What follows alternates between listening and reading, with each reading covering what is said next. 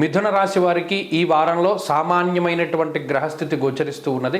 ప్రత్యేకించి అనుకూలించేటువంటి గ్రహాల యొక్క సంఖ్య తక్కువగా ఉన్నది.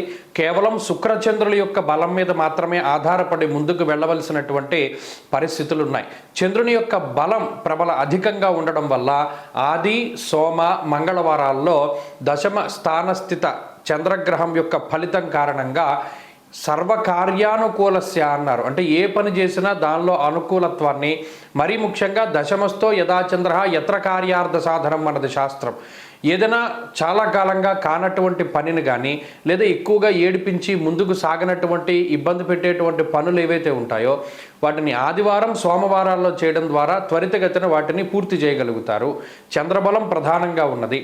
అలాగే యథామాతా సుతాన్ రక్షే తథా రక్షిత చంద్రమాహ.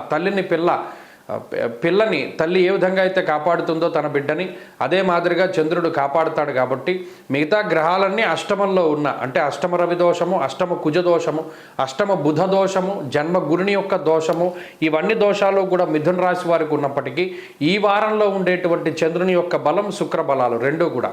ఎందుకంటే పగటిపూట మాతృకారకుడు శుక్రుడు, రాత్రిపూట మాతృకారకుడు చంద్రుడు. కాబట్టి ఈ రెండు గ్రహాలు తల్లిలా కాపాడుతాయి. ఈ వారంలో ఏదైనా చిన్న చిన్న ఇబ్బందులు వచ్చినా, మానసికంగా కొన్ని ఇబ్బందులు వచ్చినా వాటిని అధిగమించగలిగేటువంటి శక్తి, మనోధైర్యము ప్రధానంగా ఈ గ్రహస్థితి ఇస్తుంది. శుక్రుడు ప్రత్యేకించి మీరు కష్టపడకుండా, ఫలానా పని మనం కష్టపడితేనే కానీ అవదేమో అని భయపడేటువంటి సందర్భంలో కూడా మీకు కష్టం తెలియకుండానే కొంత ఆ పనులన్నీ పూర్తి చేయగలిగేటువంటి శక్తిని ఇస్తారు శుక్రుడు. అలాగే బుద్ధి చాంచల్యం కలుగుతూ ఉంటుంది. మరీ ముఖ్యంగా ధనం సంపాదించినటువంటిది ఏదైనా అప్పు తీర్చడానికో లేదా ఇంకో అనవసరమైనటువంటి వాటికో ఖర్చు అయిపోతూ ఉంటుంది. ఇది ఒక్క విషయమే కొంత ఇబ్బంది పెడుతూ ఉంటుంది. ఆర్థికంగా నిల్వ చేయలేకపోతారు మిథున రాశి వారు.